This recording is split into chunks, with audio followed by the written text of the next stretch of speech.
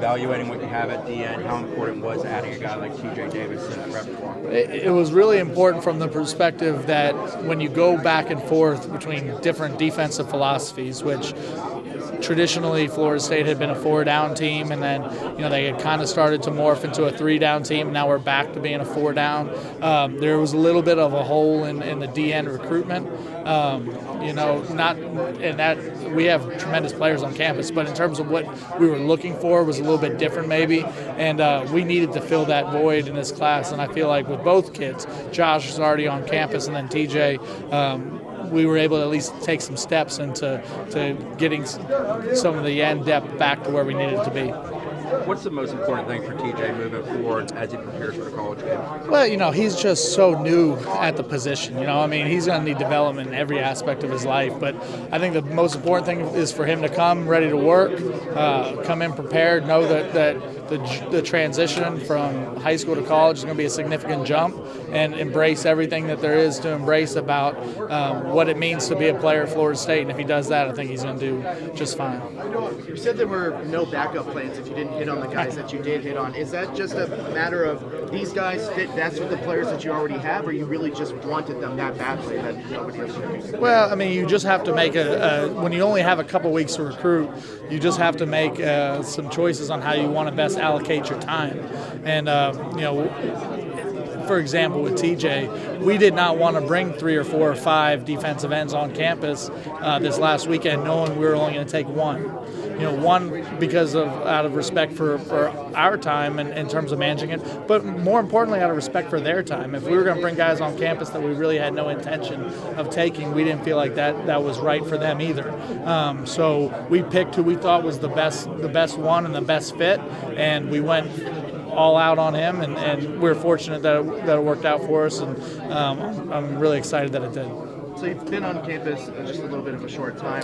What's, I guess, some of the similarities and differences between this institution and then maybe some of your other institutions, like working with Larry Fedora at North Carolina? Yeah, no. So I've been super blessed in my career to be at some really great places, but Florida State is special.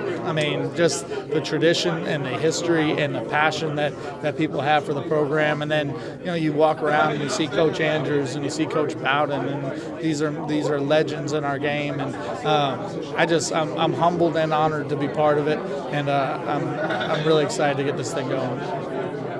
How nuanced is it recruiting defensive end, outside, hybrid linebacker type guys? There's edge setters, there's pass Sure. rushers.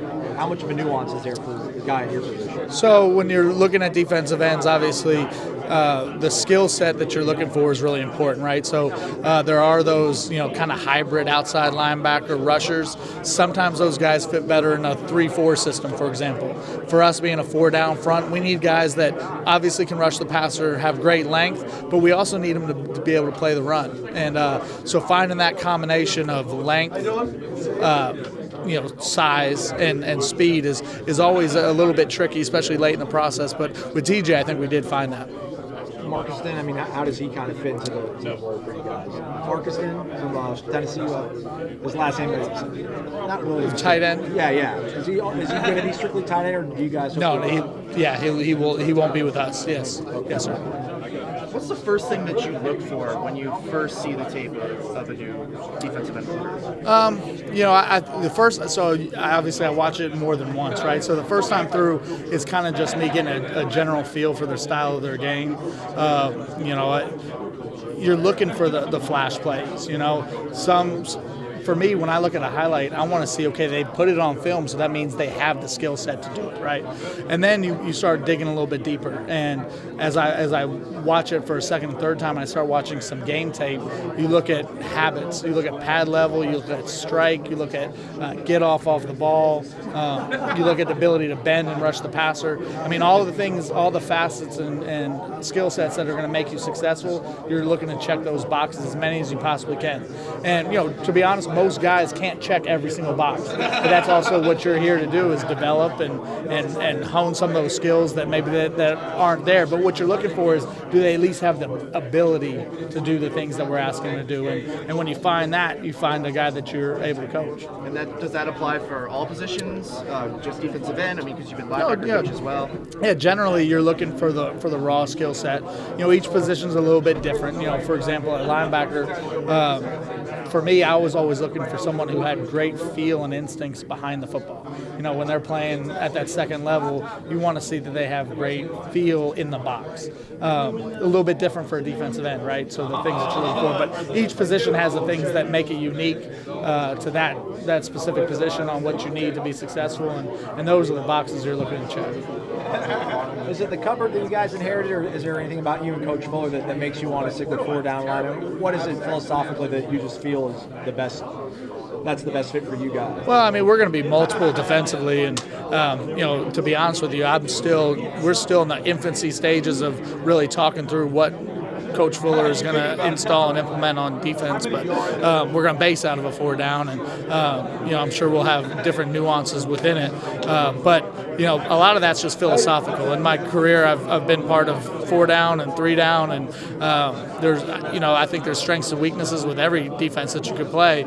But that's more of a philosophical decision on what you want to get done and the type of players that you think you can recruit.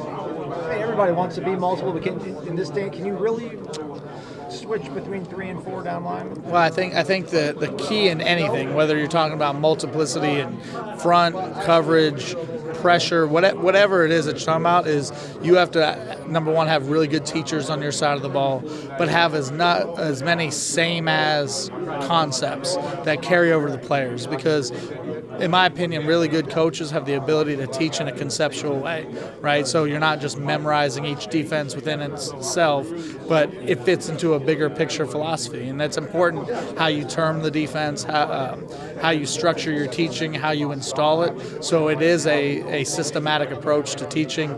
And, we have great teachers on this defensive staff and on the whole staff. So, I think that's something we're going to be able to do, is be multiple. And I'm excited and interested to see which direction Coach Fuller takes it. What's it like working with Coach Hay?